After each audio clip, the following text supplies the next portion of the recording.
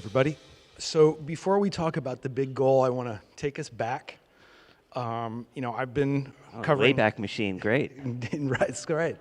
I've been doing this journalism thing long enough to remember when graduation as a goal was a somewhat controversial topic. I used to have visits from college presidents who would use that old line, tell me if you remember this, look to your left, look to your right, only one of you will make it. Also, even, we don't know why people go to college.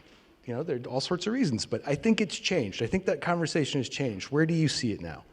Yeah, no, I certainly agree. I mean, if you go all the way back to the GI Bill and post-World War II, we started an era of increasing access to post-secondary learning that continued for several decades. And in that era, you're right, the objective really was get them in the door. Getting them out the door wasn't nearly as important as getting them in the door. It was increasing the enrollment rates. It was getting a lot more people into the system. And then they had the chance to succeed, but it was up to them. That was really the model. And by the way, the access era did a lot of good, right? We did get a lot more people into the system, and we did increase enrollment very dramatically, and we did a reasonably good job of making sure that we started to increase the enrollment rates of people who historically had been shut out. Low-income populations, people of color, people with geographic barriers, lots of factors that came, and we started to see the leveling out by gender and other issues. So the access era was a good thing for America, but we didn't solve the access problem to higher education, and that's when this idea of increasing attainment came along, certainly in the work that we tried to lead at Lumina starting in 2008.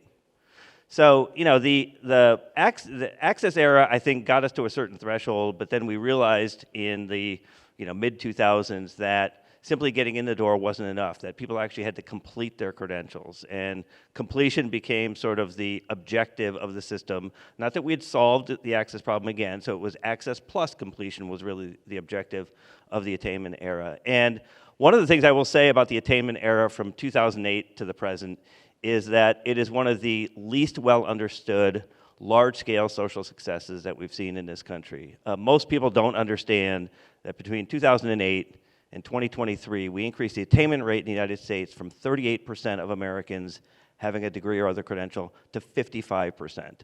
That is an extraordinary change. It means millions of people not only got a credential, but they earned more money, they had greater job opportunities, they were able to contribute more to their communities. And that era is something I think we should celebrate as we face these new challenges that clearly we're facing in the system.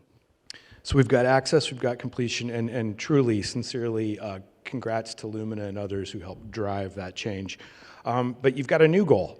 You have a new, looking forward, give us a sense of what the goal incorporates.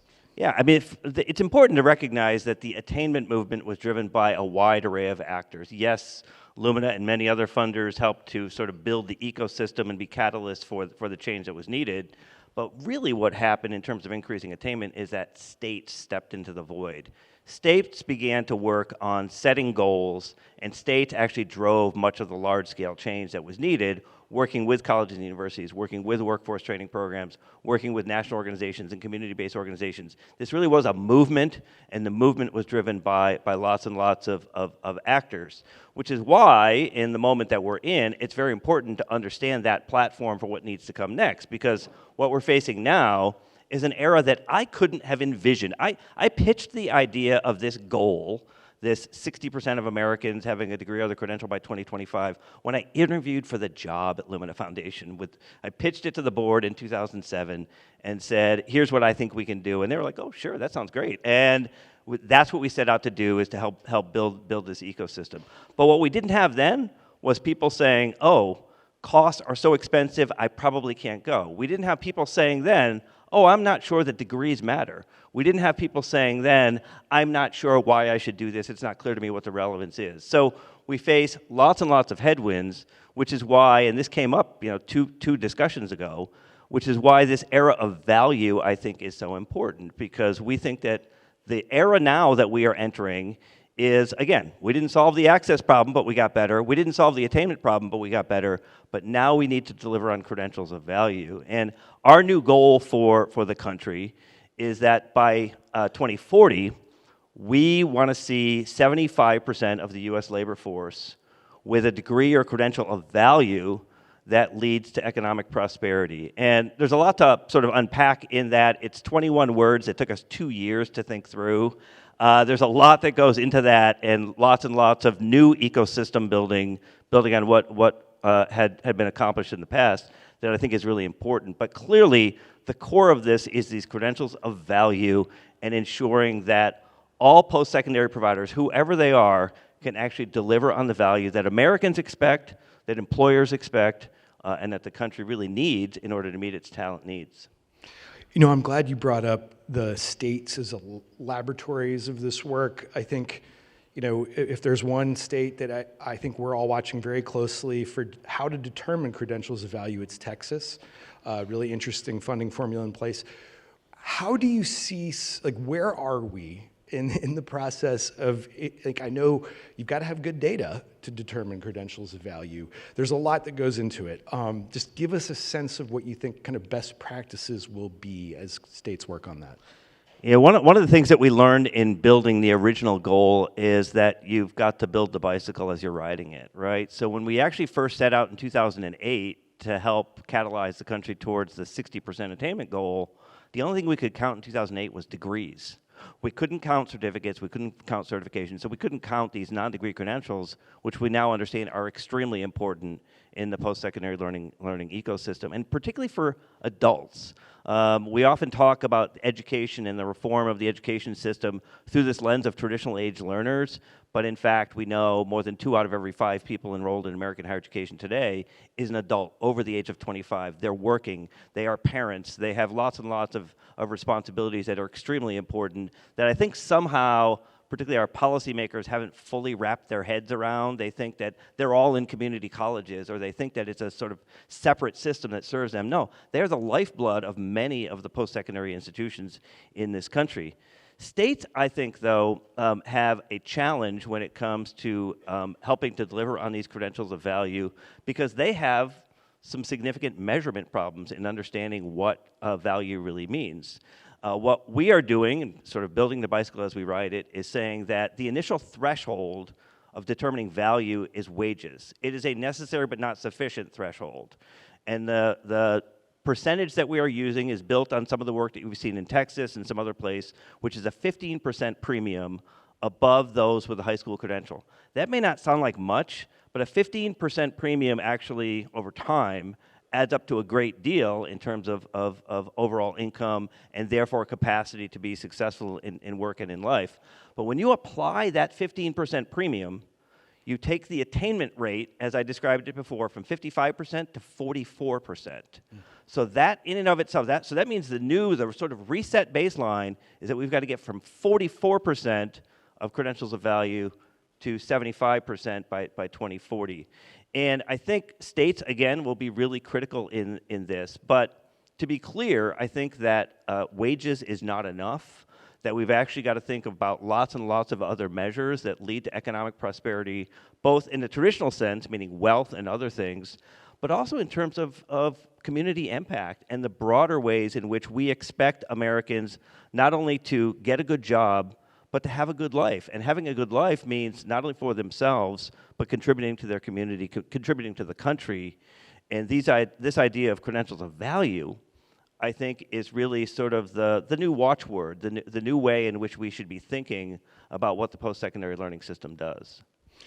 Sticking with like the nuanced measure, community value, at times can be at conflict, I think, with the wage threshold. I know this is a tough question, but thinking about jobs in allied health, early child care that pay a poverty wage and yet society needs. Not an easy one here, but how do you account for those sort of roles and encourage systems that bring people up, given that they're going to start in jobs that are poverty level? Yeah, this is one of the reasons. Well, first of all, we have a wage problem in this country, and that's very clear, right? That the wage problem that we have in the labor market is part of the reason why we see some of these tremendous disparities. But one of the things, I wrote a book in 2020 called Human Work in the Age of Smart Machines, and part of what I was trying to get at in my book was to answer the question, what are the humans going to do in an increasingly technology-mediated world? Keep in mind, this is pre-ChatGPT, though we sort of knew these large language models were coming. and pre a lot of what we're now seeing in terms of the rapid changes at a societal level. And one of the things that I think is really important is to understand that we've got to prepare people not just for the now, but for the next. And by that I mean that we've got to make sure that they are prepared not just for the high-skill, tech-oriented jobs of the present, but the jobs of the near future that are going to require an enhancement of our human capabilities, our ability to be empathetic, to be caring, to be ethical, all of these things that are extremely important. Those things, Paul, really need to go into these conversations about what people need to be prepared for. Yes, we need to give people family-sustaining wages. Yes, we need to actually have them focus on what really matters in terms of stability in their families. But stability should not be a sort of sufficient goal. We should aspirationally believe that people should have prosperity. And prosperity comes not only from making more money, but having a fuller life. And that means being a part of your community and driving change in that community and contributing not only to what your own well-being is, but to the success of others. And so, lots and lots of these words, prosperity, flourishing, well-being, lots of these things are an important part of this equation. All of that has to be delivered, at least in part, through the higher education, through the post-secondary learning system. I just think that's essential for us to meet our needs as a society, to drive our democracy, and to improve our shared well-being. As you know well, it's not a debate about degrees versus short-term credentials, it's both. But thinking about the short-term credential as a stepping stone, maybe the stability that you get from that first credential and job. What really makes it work as a system is if they're stackable. If folks can build on that entry-level credential, get credit for what they do on the job. I think it's safe to say we're not there as a system yet, that stackability is widespread. Are you optimistic that we will get there? Yeah, I think so, and I'd love to lose the word stackable, by the way, because I think stackable implies that there's sort of a specific linearity associated with it. It's more like a handoff, right? The handoff really is that you should be developing, as you said, some core competencies and skills in certain areas that you can get through these non-degree credentials, through these certificates or certifications, lots of other things that we haven't invented yet, aggregations of badges, and lots of these things I think are in the works or to come, that I think are really important. But really this idea that over the course of a human work life cycle, we actually have to continue to learn all the way through that is really important. And educators love to call this lifelong learning. It's a term that we've tested with consumers. They hate the term. It sounds terrible to them. It sounds like a sentence. So we need to figure out a way to talk about it in a different way to the consumers. But I think the idea here is that it is this virtuous cycle, right? You're learning, you're earning, you're serving others. You're learning, you're earning, you're serving others. That, to me, is what prosperity is all about. And from my vantage point, I think it's going to be essential that we think about this ecosystem as being a handoff of these different credentials over time. That allow people to continue to grow and prosper.